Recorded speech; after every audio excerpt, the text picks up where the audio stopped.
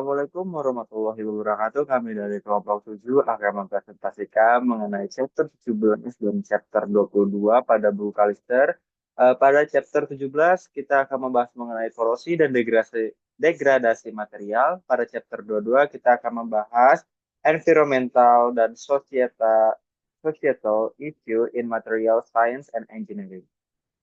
Sebelum itu, izin kepada Bapak Aditya Trenggon STMSC selaku dosen pengantar metalurgi material kelas A. Izinkan kami untuk mempresentasikan kedua chapter berikut ini. Sebelum itu, pada ini izinkan kami untuk memperkenalkan diri masing-masing. Jadi rekan saya terdapat Mikael R. Christian, yang kedua ada Randy Algifari, yang ketiga ada Al-Hilal Hamdi, yang keempat ada saya, Raffi Riksawan, dan yang kelima ada Banu, yang keenam ada Yeskiel Hotua, dan yang ketujuh ada Kadafin Sila Permana, serta yang kedelapan ada Muhammad Irhan Mantara. Baik, sebelum itu kita harus tahu apa itu korosi. Jadi korosi atau karat adalah rusaknya benda-benda logam akibat pengaruh lingkungan. Jadi korosi ini banyak sekali faktornya, bisa dari air, bisa dari udara, dan lain-lain. Jadi korosi ini tidak dapat dihilangkan ataupun ditiadakan, namun dapat dicegah atau dikendalikan dengan memproteksi suatu material tersebut. Sedangkan degradasi material merupakan proses penurunan kualitas dan fungsi material akibat berbagai faktor. Nah, salah satu faktornya itu adalah korosi dan kegagalan mekanik. Pada kesempatan kali ini saya, Raffi Sawan dengan NPM 33342404106 akan menjelaskan learning objektif pertama, yaitu membedakan antara reaksi elektrokimia, oksidasi, dan reduksi. Jadi, pada korosi dan degradasi material, reaksi elektrokimia sering melibatkan oksidasi dan reduksi, di mana kedua proses ini sering berkaitan terjadi secara bersamaan pada sel elektrokimia. Yang pertama, proses oksidasi. Oksidasi merupakan proses di mana suatu molekul, atom, ataupun ion kehilangan satu atau lebih elektron. Contohnya itu seperti Fe menjadi Fe2 ditambah dengan dua elektron. Yang kedua itu ada proses reduksi.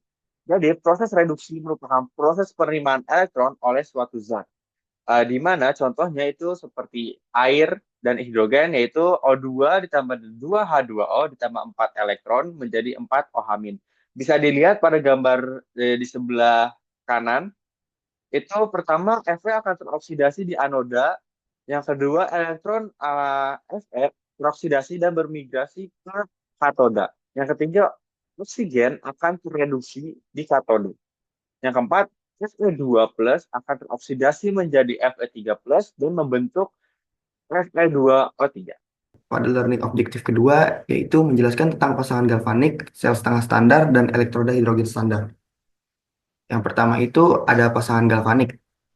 Pasangan galvanik terbentuk ketika dua logam memiliki potensial elektrokimia berbeda terhubung dalam medium elektrolit. Seperti pada gambar yang tertera, eh, pada gambar tersebut menunjukkan dua logam berbeda yang terhubung dalam suatu elektrolit.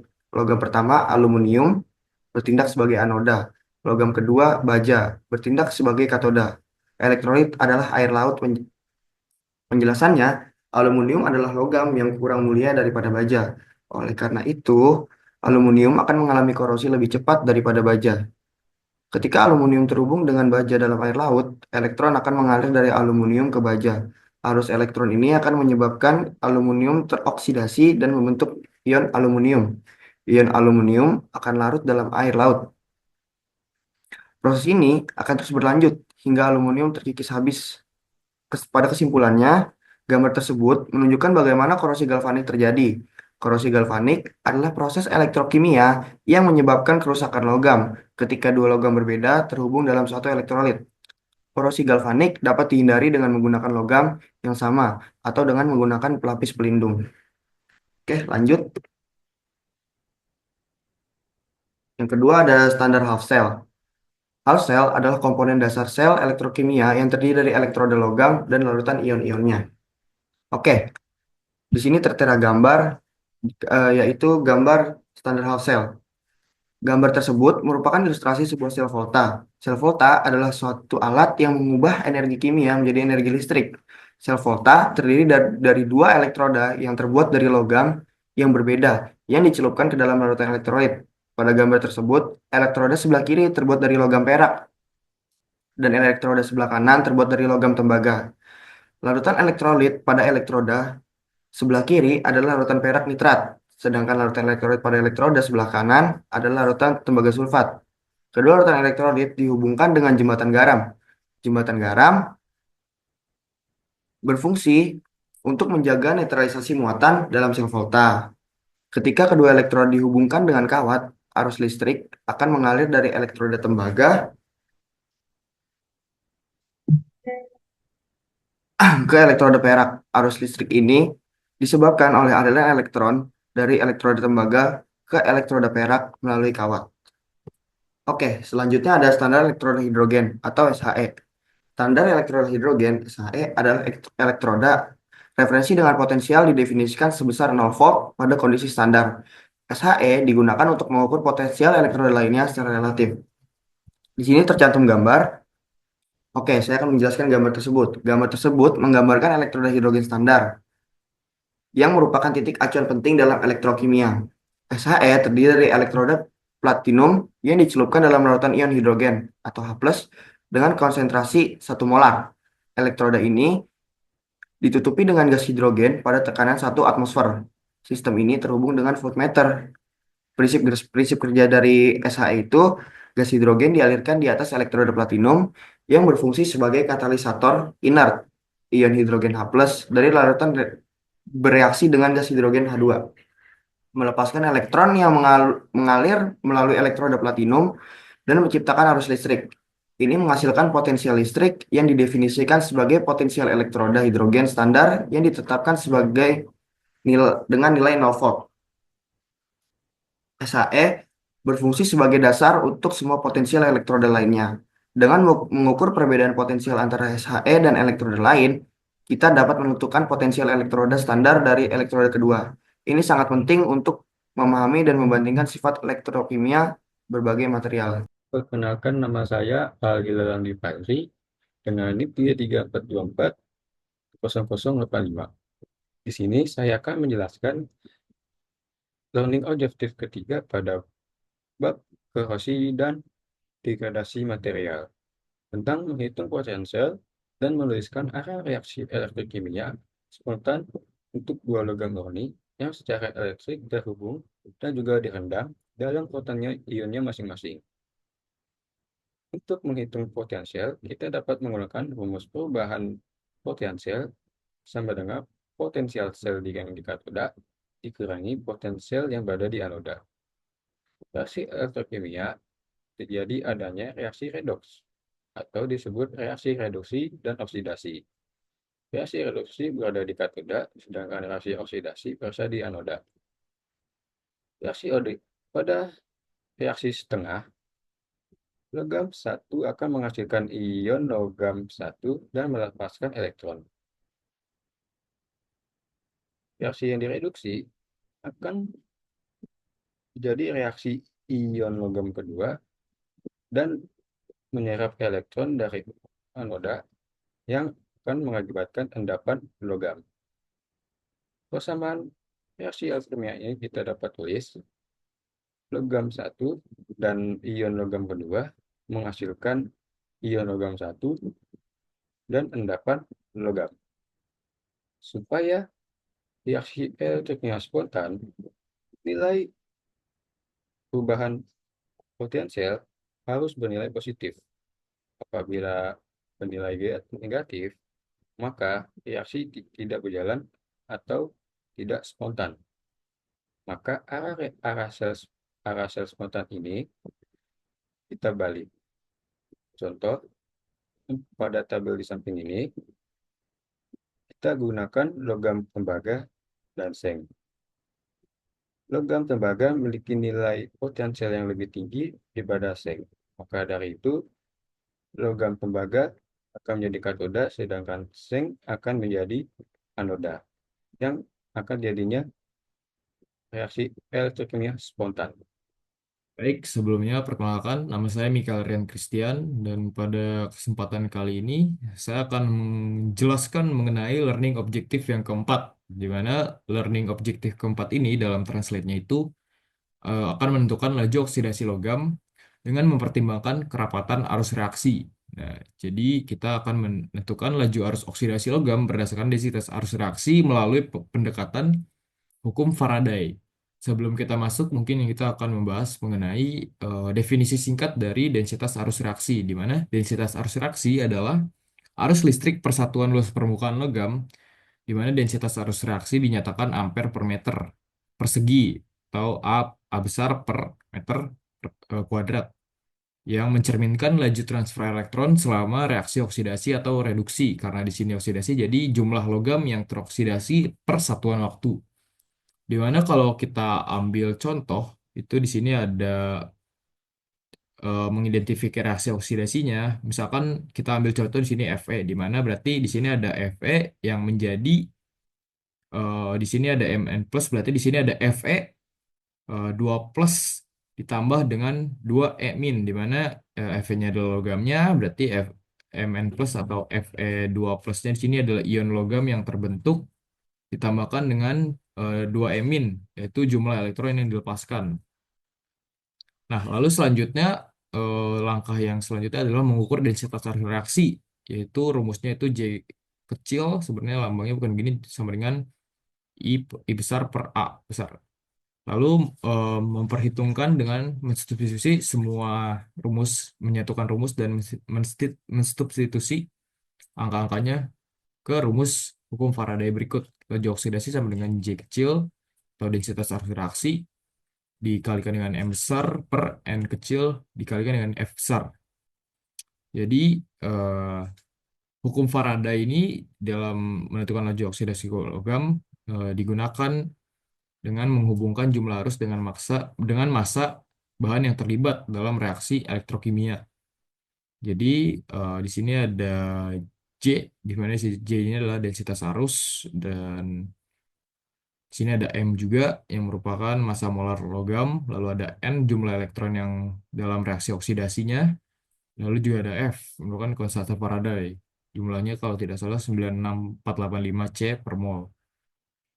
Dan cara menghitungnya itu kita mulai dengan mengidentifikasi reaksi oksidasi juga, lalu mengukur densitas arus reaksi. Nah, mengukur densitas arus reaksi ini bisa kita gunakan dengan alat khusus seperti potensiostat atau galvanostat. Ya, perbedaan dua alat tersebut mungkin potensiostat mengontrol tegangan, sedangkan galvanostat mengontrol arus.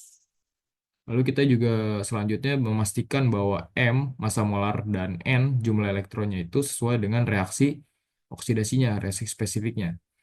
Lalu kita bisa memasukkan semua angkanya ke perhitungan. Dan beberapa hal yang perlu diperhatikan di sini adalah ada beberapa faktor yang bisa mempengaruhi seperti N, atau efisiensi arus, berbeda dengan ini N ya, di mana tidak semua arus dapat digunakan untuk oksidasi. Jadi hanya ada beberapa arus yang tidak bisa kita gunakan dalam menentukan densitas reaksi. Lalu beberapa hal yang mempengaruhi seperti ada pH, suhu juga dapat mempengaruhi densitas arus. Dan juga di beberapa logam itu mempunyai lapisan oksida yang bisa mempengaruhi juga seperti aluminium, vanadium, atau kobalt dan lainnya. Dan dengan pendekatan ini dapat dipahami cara untuk menghitung laju oksidasi logam secara kuantitatif, berguna untuk memahami fenomena yang seperti yang kita bahas sebelumnya, itu korosi. Di sini saya akan menjelaskan chapter 17, yaitu Learning Objective 5, yang berjudul menyebutkan dan menjelaskan secara singkat dua jenis polarisasi yang berbeda, serta menentukan kondisi di mana masing-masing jenis menjadi pengendali laju. Yang pertama itu ada polarisasi aktivasi. Polarisasi ini disebabkan oleh hambatan kinetik yang memperlambat inisiasi reaksi elektrokimia, seperti proses transfer elektron pada permukaan elektroda. Kondisi pengendalian laju terjadi terutama pada arus rendah atau ketika reaksi elektrokimia melibatkan transfer elektron yang berjalan lambat. Adapun faktor yang mempengaruhi polarisasi aktivasi ini adalah jenis elektroda, suhu, dan katalis. Contoh yang terjadi polarisasi aktivasi ini adalah pada reaksi oksidasi hidrogen di sel bahan bakar, energi tambahan diperlukan untuk membutuhkan ikatan molekul hidrogen sebelum reaksi dapat terjadi di elektroda. Yang kedua ada polarisasi konsentrasi. Polarisasi ini terjadi akibat perubahan konsentrasi spesies elektrokimia di sekitar elektroda akibat keterbatasan proses difusi atau transport massa. Kondisi spesifik umumnya terjadi pada arus tinggi atau ketika konsentrasi spesies reaktan rendah sehingga terjadi penipisan konsentrasi di dekat elektroda. Adapun faktor yang mempengaruhi proses polarisasi konsentrasi yaitu laju difusi, arus tinggi, dan kecepatan agitasi yang tinggi. Contoh dari polarisasi konsentrasi ini adalah pada elektrolisis, jika ion logam di sekitar katoda terkuras lebih cepat daripada ion dari larutan dapat berdifusi ke area tersebut. Polarisasi konsentrasi terjadi. Assalamualaikum warahmatullahi wabarakatuh.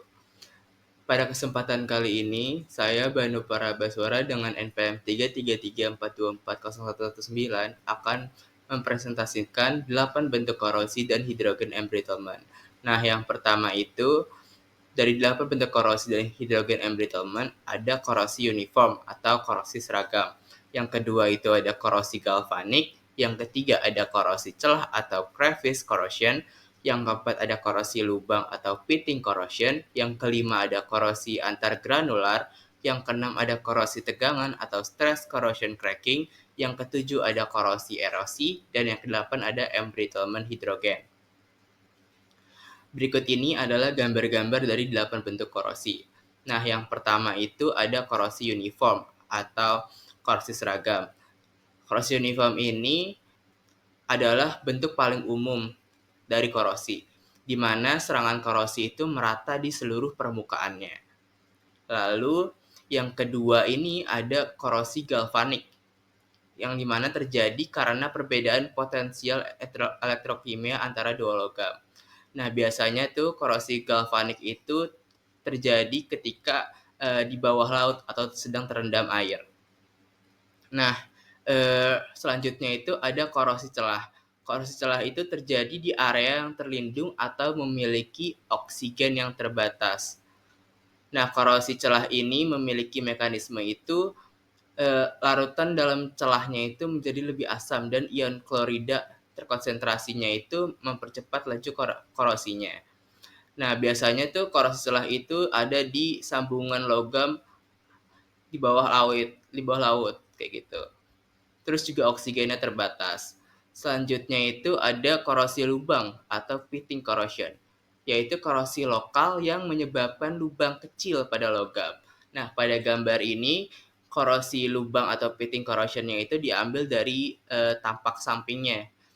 Kenapa tampak samping? Karena ketika dari atas saja itu tidak cukup untuk menggambarkan sebuah korosi. Nah, korosi lubang ini adalah bisa menembus dalam atau merusak struktur meskipun area permukaannya itu terlihat baik. Nah, terus juga mekanismenya itu terjadi pada lapisan pelindung pasif yang rusak. Contohnya itu ada pada stainless steel. Nah, selanjutnya itu ada korosi antargranular. Korosi antargranular itu adalah serangan pada batas butir akibat ketidakmurniannya. Terus korosi antargranular ini biasanya tuh memiliki mekanisme itu batas butirnya itu jadi lebih rentan terhadap korosi dibandingkan interior butirannya. Nah, selanjutnya itu ada korosi tegangan atau stress corrosion cracking, di mana korosi tegangan ini terjadi akibat kombinasi tegangan tarik dan lingkungan korosif. Terus menghasilkan tuh retak kecil yang dapat tumbuh hingga menyebabkan tuh kegagalan struktural. Nah, biasanya contohnya itu biasanya retak pada pipa baja dalam lingkungan amonia. Terus juga mekanisme yang terjadinya yaitu tegangan itu mempercepat penetrasi ion-ion korosif di mikrostruktur logamnya. Nah, selanjutnya itu ada erosi korosi atau korosi erosi, di mana korosi erosi ini adalah kerusakan akibat aliran cepat airan atau bisa dibilang fluida. Nah, korosi erosi ini adalah gabungan korosi kimia dan kerusakan mekanis akibat aliran cepat cairan atau partikel. Contohnya itu korosi pada pipa tembaga nih, seperti pada yang dicontohkan. Ini pipanya gitu, jadi ada korosi yang menyerang bagian pipa terdalamnya ini karena perbedaan fluida airnya. Kecepatan fluidanya berbeda. Yang mengakibatkan tuh kerusakan lokal juga yang signifikan. Contohnya itu pada dalam pipanya. Selanjutnya itu ada embrittlement hidrogen, yaitu pelemahan logam karena penyerapan atom hidrogennya. Nah, proses ini itu menyebabkan retak mikro dan akhirnya kegagalan material. Mekanismenya itu hidrogen menembus mikrostruktur logam, terus meningkatkan tekanan internal dan mengurangi kelenturannya. Dampaknya yaitu retakan dan patahan pada material, terutama pada logam dengan kekuatan yang tinggi. Di sini saya akan menjelaskan topik pembahasan selanjutnya, yaitu cara 5 tindakan yang umum digunakan untuk mencegah korosi. Jadi yang pertama itu adalah lapisan atau coating. Lapisan atau coating sendiri itu memberikan lapisan pelindung seperti pada plastik atau bahan anti karat pada permukaan logam untuk mencegah kontak langsung dengan udara atau air. Jadi kayak dia itu memberikan pelindung pada plastik atau bahan anti karat supaya bahannya itu tuh tidak mencegah kontak langsung gitu. Jadi tidak terkena secara langsung tapi ada pelapis atau pelindungnya supaya dia itu tidak gampang terkena karat atau tidak terkena korosi. Lalu yang kedua itu adalah galvanisasi. Jadi galvanisasi itu adalah melapisi logam dengan lapisan seng untuk melindungi logam utama dari oksidasi dan karat. Maksud dari pembahasan ini adalah kita melapisi logam itu dengan seng supaya logam utama yang sudah kita buat itu tidak gampang terkena karat atau tidak mudah terkena oksidasi. Dan itu adalah proses dari galvanisasi. Yang ketiga itu adalah penggunaan inhibitor korosi. Penggunaan inhibitor korosi itu menambahkan bahan kimia tertentu ke lingkungan, seperti cairan atau udara yang dapat memperlambat reaksi korosi. Jadi, secara tidak langsung ini kita mencegah atau memperlambat terjadinya reaksi korosi dengan menambahkan larutan atau bahan kimia tertentu ke dalam lingkungan yang dapat memperlambat korosi tersebut. Lalu yang keempat ada proteksi katodik. Proteksi katodik itu fungsinya itu untuk melindungi logam utama dengan mengalihkan proses oksidasi ke anoda yang menggunakan anoda karbon atau logam yang lebih reaktif. Dan yang terakhir itu adalah pemilihan bahan yang tahan korosi. Jadi pemilihan bahan yang korosi itu menggunakan logam atau paduan yang secara alami tahan terhadap korosi, seperti stainless steel atau paduan berbasis aluminium. Jadi dia tuh kayak menggunakan logam yang ada paduannya secara alami, yang sudah secara langsung tuh bisa tahan terhadap korosi. Jadi kayak dia menggunakan bahan yang tahan korosi untuk mencegah korosi. Dan contoh tadi yang sudah saya sebutkan itu adalah stainless steel atau paduan berbasis aluminium. Sekian materi dari saya. Ini saya akan menjelaskan learning objektif ke-8, yaitu mengapa bahan keramik secara umum sangat tahan terhadap korosi. Yang pertama yaitu base ketahanan terhadap korosi kimia. Material keramik memiliki kelembaban kimia yang tinggi sehingga resisten terhadap korosi kimia.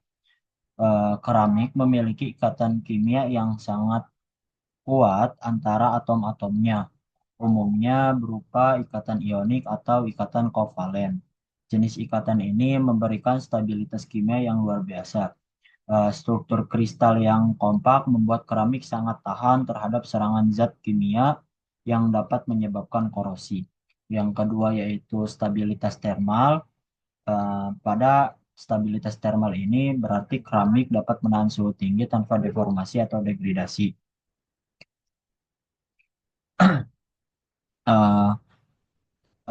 Karakteristik ini memungkinkan keramik bertahan pada suhu ekstrim tanpa mengalami degradasi struktural. Stabilitas termal yang tinggi berarti keramik tidak mudah berubah struktur atau komposisi kimianya ketika terpapar panas yang secara langsung berkontribusi pada ketahanannya pada korosi. Kemudian yang ketiga yaitu ketidakporosan lapisan. Pada ketidakporosan lapisan ini terjadi untuk mencegah penetrasi zat korosif pada keramik.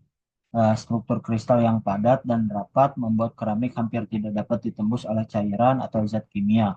Hal ini secara signifikan mengurangi kemungkinan terjadinya reaksi korosif. Polimer yaitu Yang pertama yaitu dua proses degradasi yang terjadi saat terpapar pelarut cair, dan yang kedua yaitu penyebab serta konsekuensi dari pemutusan ikatan rantai molekul, sel setengah standar, dan elektroda hidrogen standar. Yang pertama yaitu proses degradasi yang muncul ketika terhadap larutan cair. Proses ini mengakibatkan tiga proses yaitu swelling dan dissolution, di mana pelarutan sebagian atau penuh oleh pelarut. Yang kedua yaitu hidrolisis, di mana pemutusan rantai akibat reaksi dengan air. Yang ketiga yaitu putusnya rantai molekul. Penyebabnya dikarenakan paparan UV, panas, atau bahan kimia agresif yang dapat mengakibatkan penurunan kekuatan, rapuh, atau degradasi fungsi polimer. Yang pertama yaitu sebab putusannya ikatan rantai molekul, yaitu dikarenakan suhu tinggi dapat memberikan energi yang cukup untuk memutus ikatan kovalen dalam rantai polimer. Kemudian reaksi oksigen dengan polimer menghasilkan radikal bebas yang memicu pemutusan ikatan dalam rantai. Kemudian polimer tertentu seperti polister dan poliamida rentan terhadap hidrolisis dalam larutan asam atau basa. Kemudian akibat putusannya ikatan rantai molekul. Yang pertama yaitu penurunan berat molekul rata-rata polimer. Kemudian yang kedua yaitu mengakibatkan polimer menjadi lebih rapuh karena rantai yang lebih pendek tidak dapat menahan deformasi elastis. Yang ketiga yaitu modulus elastisitas, ketahanan benturan, dan kekuatan tarik polimer menjadi menurun secara signifikan. Yang keempat yaitu dapat mengakibatkan degradasi oksidatif atau fotokimia yang dapat menyebabkan perubahan warna seperti menguning atau memudar. Sini saya akan menjelaskan dari diagram siklus total material dari chapter 22. Oke, berikut adalah gambar dari diagram siklus total material. Oke, penjelasan dari siklusnya tersebut itu adalah gambar ini menggambarkan siklus material yang dirancang untuk mendukung konsep keberlanjutan, khususnya dalam industri manufaktur dan teknik material. Dalam siklus ini ada beberapa tahap penting yang saling terhubung. Yang pertama itu ada bahan baku. Siklus dimulai dari pengambilan bahan baku dari alam. Bahan baku ini bisa berupa logam, mineral, atau material organik. Penggunaan bahan baku ini alami perlu dilakukan secara bijak agar tidak merusak ekosistem dan mengurangi cadangan sumber daya yang tersedia di bumi. Yang kedua ada sintetis dan pemrosesan. Setelah bahan baku diambil, langkah berikutnya adalah sintetis dan pemrosesan. Di sini bahan baku diproses menjadi bahan yang lebih kompleks atau lebih siap digunakan. Contohnya adalah pengolahan biji logam menjadi logam murni atau paduan. Yang ketiga adalah bahan yang direkayasa. Dari proses tersebut dihasilkan bahan yang sudah direkayasa. Bahan ini biasanya memiliki sifat yang disesuaikan dengan kebutuhan tertentu, seperti kekuatan, ketahanan terhadap korosi, atau sifat termal. Contohnya adalah baja tahan karat atau plastik dengan aditif tertentu. Yang keempat itu ada desain, pembuatan, dan perakitan produk. Tahap berikutnya adalah penggunaan bahan rekayasa tersebut dalam desain produk. Di sini, para insinyur dan desainer memastikan bahwa bahan yang digunakan optimal untuk tujuan produk yang dibuat. Setelah desain selesai, produk diproduksi dan dirakit. Yang kelima ada aplikasi produk. Produk yang dihasilkan digunakan dalam berbagai sektor seperti contohnya ada pertanian, yaitu alat dan mesin pertanian, konstruksi, baja struktural untuk bangunan, energi, material untuk panel surya atau turbin angin, terus kesehatan, alat-alat medis, transportasi, komponen kendaraan, dan komunikasi itu contohnya perangkat elektronik seperti ponsel dan komputer. Yang keenam itu ada limbah. Setelah produk selesai digunakan, biasanya akan menghasilkan limbah. Limbah ini bisa berupa material yang tidak terpakai, rusak, atau tidak bisa digunakan lagi. Namun, tidak semua limbah harus dibuang begitu saja. Yang ketujuh ada mendaur ulang atau menggunakan kembali. Limbah yang dihasilkan dapat diproses kembali untuk diolah menjadi bahan baru. Proses ini melibatkan teknologi daur ulang untuk memisahkan, memurnikan, dan mengolah bahan agar dapat digunakan kembali dalam siklus produksi. Contohnya itu adalah daur ulang aluminium dan plastik. Yang kedelapan, kembali ke siklus material yang didaur ulang ini, kemudian dapat masuk kembali ke tahap pemrosesan untuk menciptakan bahan yang direkayasa, sehingga siklus ini terus berlanjut. Kesimpulan dari gambar yang tertera adalah gambar ini menggambarkan pentingnya memaksimalkan penggunaan material melalui daur ulang dan keberlanjutan. Dengan siklus ini, kita tidak hanya mengurangi limbah, tetapi juga mengurangi kebutuhan akan bahan baku baru, yang berarti lebih sedikit eksploitasi terhadap sumber daya alam. Dalam jangka panjang, pendekatan ini mendukung keseimbangan ekologi sekaligus efisiensi ekonomi. Oke, siklus ini menjadi pengingat bahwa semua sektor industri memiliki tanggung jawab terhadap keberlanjutan lingkungan, dan kita semua dapat berkontribusi dengan mendukung produk yang berbasis daur ulang, serta mendesain sistem yang ramah lingkungan.